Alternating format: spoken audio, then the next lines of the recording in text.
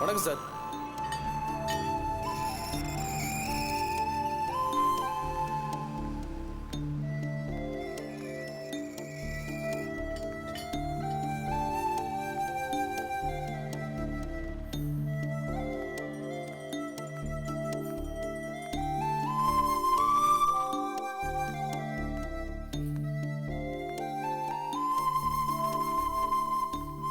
Narayanan sir வாங்க வாங்க வாங்க வாங்க வாங்க உட்காருங்க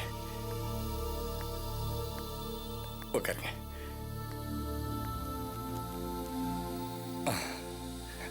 வணக்கம் சார். அலமேலு, ஈஸ்வரன் சார் வந்திருக்காரு. எப்படி இருக்கீங்க? நல்லா இருக்கு. வீட்டுல எல்லாரும் நல்லா இருக்காங்களா? இருக்காங்க. வணக்கம். வணக்கம்.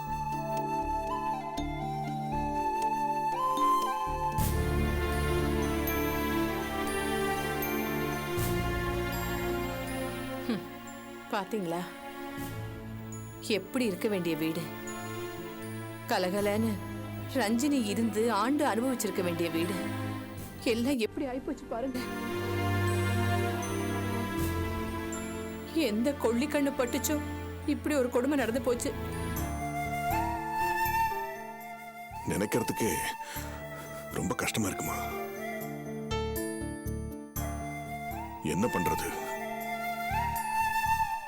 நானே இப்பதான் நடந்ததெல்லாம் மெல்ல மெல்ல கஷ்டப்பட்டு மறந்துட்டு வரேன். எங்களாலையும் தான் அதெல்லாம் மறக்கவே முடியல.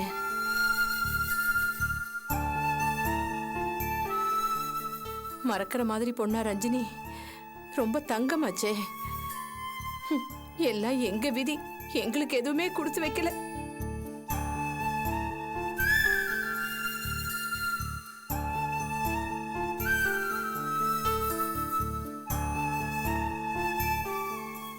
நான் இப்போ வந்தது ஒரு முக்கியமான விஷயத்தை பத்தி பேசுறதுக்கு தான்.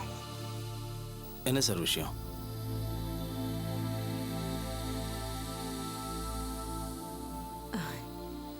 எதுவா இருந்தாலும் தாராளமா எங்க கிட்ட சொல்லுங்க. ரொம்ப நேரம் யோசனைக்கு அப்புறம் தான் இதை பத்தி பேசலாங்கிற முடிவுக்கே வந்தேன். நீங்க யோசிக்கவே வேண்டாம். என்கிட்ட நேரடியாக சொல்லுங்க. நோ ப்ராப்ளம், சொல்லுங்க.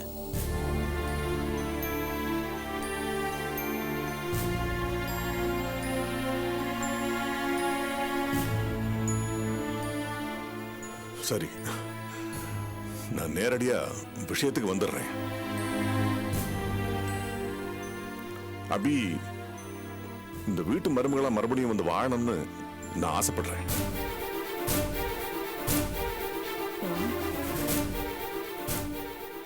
ஏங்க, நீங்க என்ன பேச்சு பேசுறீங்க? நீங்க ஒரு பெரிய மனுஷன் நினைச்சா இந்த மாதிரி விஷயத்தை வந்து பேசுறீங்க? நீங்க நல்ல புத்தியோட தானே இருக்கீங்க.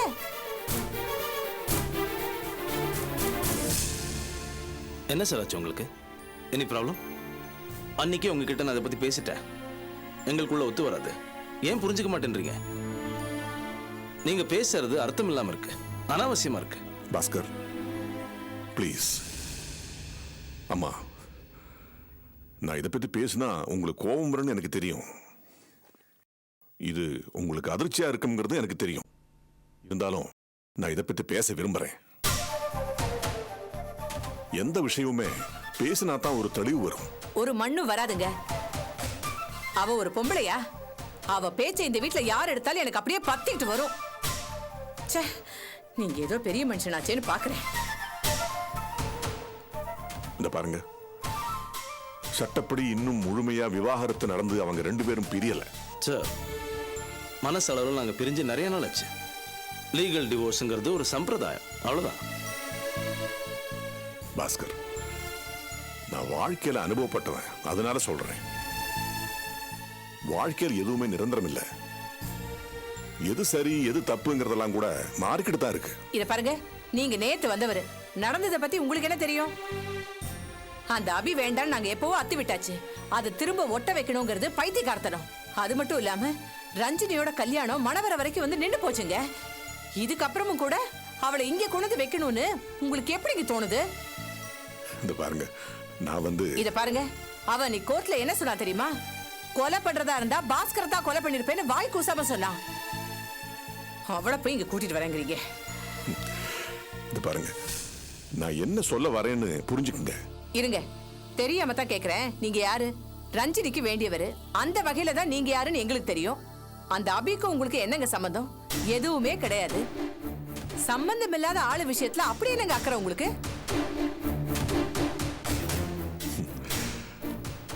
ஏதோ எனக்கு அறிமுகமானவங்களுக்கு ஒரு நல்லது நடக்கட்டுமே என்கிற அக்கறை, அவ்வளவுதான். இந்த பாருங்க, அபி ஆகட்டும் பாஸ்கர் ஆகட்டும், காலம் பூராவும் அவங்களால தனியா இருக்க முடியாது. ஒரு துணைய தேடிக்கத்தான் வேணும்.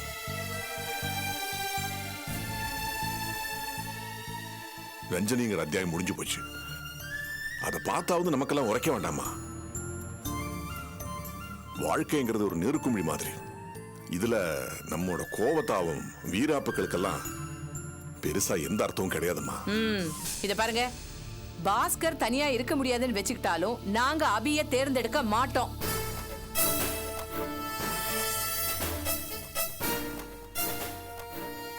இப்ப எங்க கிட்ட இருக்கிற வசதிக்கு ஒரு நல்ல பெரிய இடத்து பொண்ணா பார்த்து கட்டி வைப்போம் எங்க புள்ளைக்கு.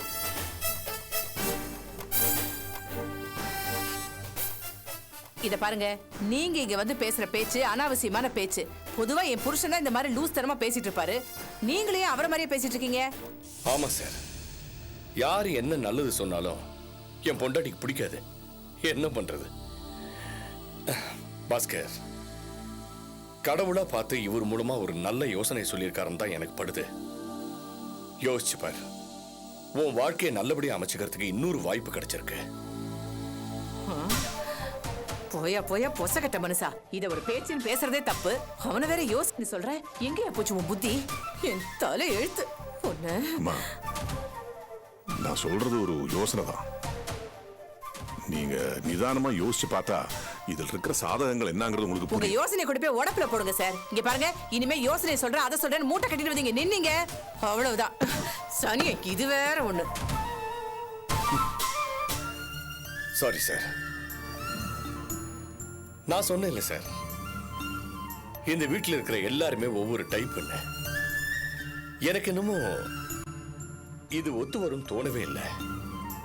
எனவே இந்த வீட்டில் இருக்கிறவங்களை கன்வின்ஸ் பண்றதுக்கு ஒரு முயற்சி பண்ணீங்களே, அதுக்கு ரொம்ப ரொம்ப நன்றி சார்.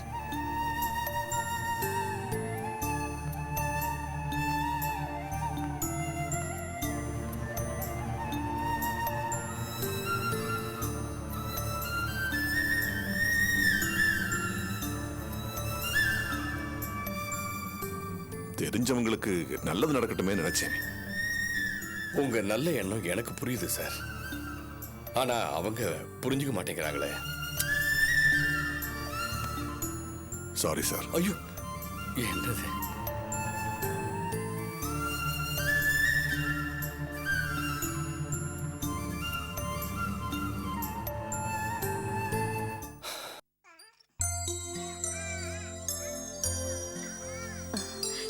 சந்திரா,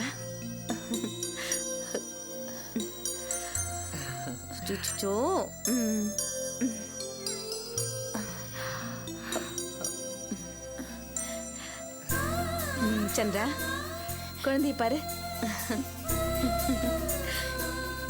இப்பதான் எனக்கு சந்தோஷமா இருக்கு. எங்களை எல்லாம் எவ்வளவு பயமுத்துட்ட தெரியுமா? நீ கண்ணு முடிச்சதுக்கு அப்புறம் தான் எங்களுக்கு நிம்மதியா இருக்கு. ஒன்னுடா அத்தை, என்னம்மா? அபி அண்ணி எங்க? வெளியில போயிருக்கா, இப்ப வந்துருவா. நான் அவங்கள பார்க்கணும். பார்க்கலாமா?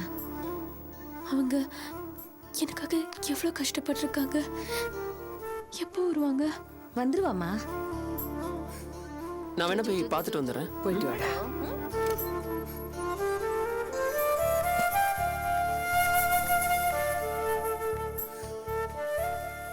அக்கா, என்ன மனோ? சந்திரா கண்ணு முடிச்சிட்டாங்க, உன்னை பார்க்கணும்னு சொன்னாங்க. ம். வா. அழாதடா. யார் இந்த செல்லம்? சந்திரா அண்ணி, பாத்தியா உன் குழந்தை எப்படி இருக்கான்னு? அழகா இருக்கா. எப்படி இருக்க? எப்படி இருக்க சந்திரா?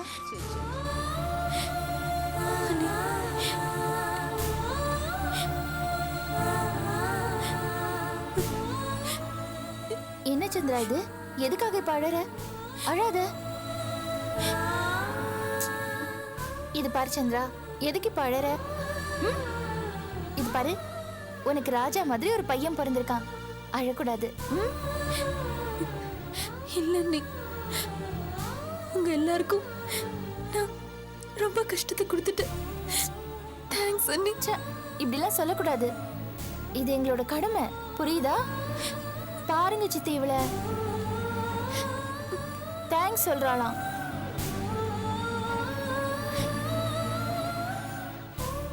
அது சரி, அந்த ஆள் என்ன சொன்னா? யாரு? அதான் உன் சித்தப்பன். ஏன் சித்தி இப்படி பேசுறீங்க? பாவம் அவரு. என்னது பாவமா? அந்த மனுஷனா? இன்னைக்கு நாங்க நாலா விதமா சீரழிஞ்சு நிக்கிறோம்னா அதுக்கு காரணமே அந்த ஆளுதான். சித்தி, அது நடந்து போன ஒரு விஷயம். இப்ப அவர் மட்டும் என்ன சந்தோஷமாவா இருக்காரு? ஏன் அந்த ஆளுக்கு என்ன கேடு? சித்தி, சில இடத்துல சித்தப்பா கடன் வாங்கியிருந்தார்ல, அவங்க எல்லாரும் கடனை கேட்டு வந்து தகராறு பண்ணி அதுல பெரிய பிரச்சனையாயி பிரச்சனையில சதீஷை தூக்கிட்டு போயிட்டாங்க.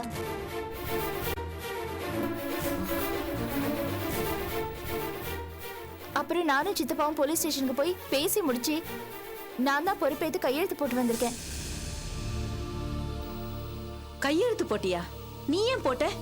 எந்த பையன் எப்படி போன உனக்கு என்ன? நீ எதுக்கு கையெழுத்து போட்ட? சித்தி, இத பாரு, அப்பனும் மகனும் சேர்ந்து உனக்கு பண்ண துரோகம் கொஞ்சமா நெஞ்சமா? அதுக்கெல்லாம் அவங்க அனுபவிக்கிட்டா அபி. நீ எதுக்கு அவனுங்களை காப்பாத்துன? உனக்கு என்ன தலையெழுத்தா? என்ன சித்தி இப்படி பேசுறீங்க? என்னதான் தப்பு பண்ணிருந்தாலும் அவங்க யாரு? அவர் என்னோட சித்தப்பா, அவன் என்னோட தம்பி இல்லையா?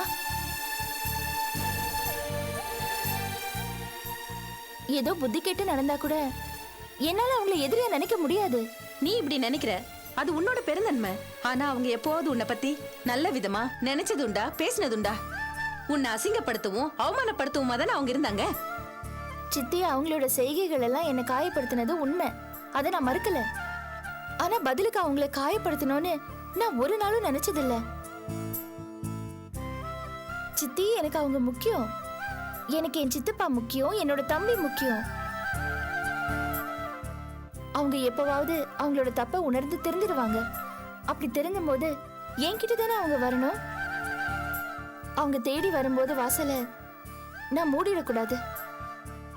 உறவுகளுக்காக என்னோட கதவு எப்பவுமே திறந்தே இருக்கணும். அதுதான் எனக்கு வேணும். சித்தி, வாழ்க்கையை உறவுகள் தான் அர்த்தப்படுத்துது. சில உறவுகள் ஒதுங்கி போலாம். அப்பாங்கிற உறவும் கணவருங்கிற உறவும் என்னை விட்டு ஒதுங்கி போயிடுச்சு. ஆனா நீங்க எனக்கு சித்தியா கிடைச்சிருக்கீங்க. எனக்கு சந்திரா கிடைச்சிருக்கா. இப்போ அவளோட குழந்தை கிடைச்சிருக்கு. இதுவே எனக்கு போதும் சித்தி. இந்த சந்தோஷமே எனக்கு போதும். இந்த சந்தோஷத்தை நினைச்சுக்கிட்டு சித்தப்பாவும் சதீஷும் பண்ண தப்புகளை என்னால மறக்க முடியும்.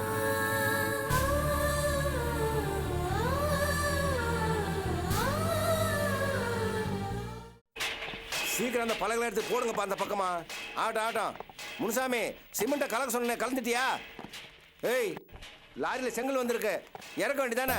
அங்கே என்ன வேடிக்கை பார்த்துட்டு இருக்க? போ சீக்கிரம், போ சீக்கிரம் எடுத்துட்டு போங்கப்பா. சீக்கிரம் எடு எடு. வணக்கம்மா. பாத்தீங்களா கிருஷ்ணன் சார், மறுபடியும் வேலை நடக்கிறத பார்த்து எனக்கு எவ்வளவு சந்தோஷமா இருக்கு தெரியுமா? ஆமாம்மா, நாங்கெல்லாம் மனசை விட்டுட்டோம். நீதாம்மா தைரியமா நின்று போறான்னு. இன்னைக்கு மறுபடியும் வேலை நடக்குதுன்னா அதுக்கு காரணமே உன்னோட மன உறுதி தான்மா. வணக்கம் மேடம். எப்போ வந்தீங்க மேடம்? இப்பதான் வந்தேன். வேலை எல்லாம் எப்படி நடக்குது? எல்லாம் ஃபாஸ்டா போயிட்டு இருக்கு மேடம். அப்படியா? இந்நேரம் இந்த பில்டிங் முடிஞ்சிருக்கணும். கோர்ட் பிரச்சனையால தள்ளி போயிடுச்சு. பரவாயில்ல, நீங்க சீக்கிரமா இந்த பில்டிங் முடிச்சிருங்க. டே அண்ட் நைட் ஆனாலும் பரவாயில்ல. சரிங்க மேடம், டே நைட்டா வேலை பார்த்து வேலையை முடிச்சிடலாம் மேடம். ஆனா என்ன? பணம் கொஞ்சம் அதிகமா செலவாகும் மேடம். ஏன் சார், இது பணத்தை பாக்குற நேரமா? சீக்கிரமா இந்த கன்ஸ்ட்ரக்ஷனை முடிச்சு கொடுத்து நம்ம நல்ல பேர் வாங்க வேண்டாமா? பரவாயில்ல, டே அண்ட் நைட் ஆனாலும் பரவாயில்ல, சீக்கிரமா இதை முடிச்சு கொடுத்துருங்க. வரவு செலவை பத்தி நம்ம அப்புறமா யோசிப்போம். சரிங்க. சரிங்களா? சரிங்க. அதுக்கு எவ்வளவு ஆகுதுன்னு கணக்கு பார்த்து சொல்லுங்க. அப்புறம் மேஸ்திரி எங்க? மேஸ்திரி இன்னைக்கு வேலைக்கு வரலன்னு சொல்லிட்டு போனாரு மேடம். ஆஹா, அப்படியா? வாங்க. என்னண்ணே? ஆமா, எவ்வளவு சம்பளம் வாங்குற? 120 ரூபா. என்னது 120 ரூபாயா? நம்ம சங்கம் கூட்டத்துல என்ன தீர்மானம் போட்டிருக்கோம்னு தெரியும்ல? 150 ரூபாய்க்கு கீழே யாரும் வேலை செய்யக்கூடாதுன்னு தீர்மானம் போட்டிருக்கோம். நீ என்னடானா 120 ரூபான்னு சாதாரணமா சொல்ற? இந்த பார், எல்லாரையும் கூட்டிட்டு உடனே கிளம்பு. அட போங்க, நீங்க வேற. இதுக்கு முன்னாடி எங்களை சில தடவை நீங்க கூட்டிட்டு போயிருக்கீங்க, நாங்களும் உங்க பின்னாடி வந்திருக்கோம். எங்களை நீங்க அம்போன்னு விட்டுட்டு போயிருக்கீங்க. ஆனா மேடம் சொன்னபடி கூலியை சரியா கொடுத்துறாங்க. அது தெரியுமா உங்களுக்கு? அட நீ என்னப்பா, அப்ப சூழ்நிலை வேற இப்ப சூழ்நிலை வேற. கண்டிப்பா சொல்றபடி வாங்கி தரேன். கிளம்பு, மத்தவங்க எல்லாம் கூட்டிட்டு கிளம்பு. அதெல்லாம் வேஸ்ட். நாங்க செட் ஆகி நல்லா வேலை பார்த்துட்டு இருக்கோம். உங்க கூட வர்றது கஷ்டம். யாரும் உங்க பேச்சை நம்ப மாட்டோம். ஏய், என்ன நினைச்சிட்டு இருக்க நீ? சங்கத்து சார்பில் கூப்பிடுறேன், அம்புட்டு பயிலும் பின்னாடியே வரணும். இல்லாட்டி கதையே வேற. எவனையும் இங்க வேலை செய்ய விட மாட்டேன். வேற எங்கேயும் போய் வேலை செய்ய முடியாது. இத பார், எல்லாத்தையும் போட்டுட்டு கிளம்புங்க. இத பாரு, நல்லா கேட்டுக்க. நாளைக்கு ஏதாவது ஒரு பிரச்சனைனா நீங்க என்கிட்ட தான் வரணும். என்னங்க என்ன உங்களுக்கு என்ன வேணும்? யோ என்னையா அது? வேலை செய்யற இடத்துல வந்து கலாட்டா பண்ணிட்டு இருக்கீங்க. கலாட்டாவா? சம்பளம் பேச வந்திருக்கேன் பெருசு. கலாட்டாங்கிற இது பாருங்க, டெய்லி சம்பளத்தை நாங்க கரெக்டா கொடுத்துட்டு இருக்கோம். ஒர்க்கர்ஸும் ஒழுங்கா ஒர்க் பண்ணிட்டு இருக்காங்க. ப்ளீஸ், எந்த பிரச்சனையும் இல்ல. நீங்க வந்து குழப்பாதீங்க. இத பாருமா, நாங்க எங்க சங்கத்துல வேற சம்பளம் முடிவு பண்ணிருக்கோம், புரியுதா? இது பாருங்க ப்ளீஸ், இத்தனை நாள் வேலையே நடக்காம பிரச்சனையாகி இப்பதான் ஒரு வழியா கோர்ட் ஸ்டே ஆர்டர் விலகி வேலை நடந்துட்டு இருக்கு. தயவு செஞ்சு எதுவும் புதுசா பிரச்சனை பண்ணாதீங்க ப்ளீஸ். கரெக்டான சம்பளம் கேட்டா அது உங்களுக்கு பிரச்சனை பண்ற மாதிரி தெரியுதோ? இது பாருங்க, வேலையை கெடுக்க வேண்டாம். எதுவா இருந்தாலும் நம்ம அப்புறமா பேசலாம். ப்ளீஸ் கிளம்புங்க. இத பாருமா, உங்ககிட்ட எனக்கு எந்த பேச்சும் இல்ல. நான் எங்க சங்கத்து ஆளுங்கிட்ட பேசிட்டு இருக்கேன். ஏய், என்ன மரியாதை எல்லாம் பேசிட்டு இருக்கற? இவங்க தான் அபி கன்ஸ்ட்ரக்ஷனோட எம்டி. கொஞ்சம் மரியாதையா நடந்துக்க. ஏய், யாரா இருந்தா என்ன ஒண்ணும் அசைக்க முடியாது. நான் அசற ஆளும் இல்ல. வேலை நடக்க கூடாதுன்னா நடக்க கூடாதுதான். ஏய், எல்லாரும் கிளம்புங்கடா. இது பாருங்க, நீங்க இப்படியே பேசிட்டு இருந்தீங்கன்னா அப்புறம் நான் போலீஸ்க்கு போக வேண்டியது வரும். ஆமா. என்னது போலீஸா? போலீஸ்னு சொன்னா நான் பயந்துருவேனா? நீ என்ன பெரிய கொம்பா? இதெல்லாம் வேற யார்ட்டையாவது வச்சுக்க. மூஞ்சியா பாரு. என்னடா சொன்னே?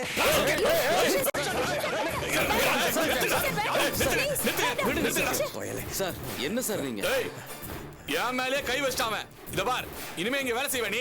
சொல்லிட்டா எல்லாரையும் கூட்டிட்டு உடனே கிளம்பு. இல்ல ப்ளீஸ், வேலையெல்லாம் நிறுத்த வேண்டாம். அப்படிலாம் போகாதீங்க ப்ளீஸ்.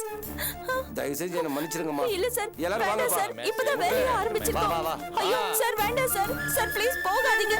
சார் ப்ளீஸ், வேலையை நிப்பாட்டாதீங்க. யாரும் போகாதீங்க. இப்படி வேலையை பாதியில நிறுத்திட்டு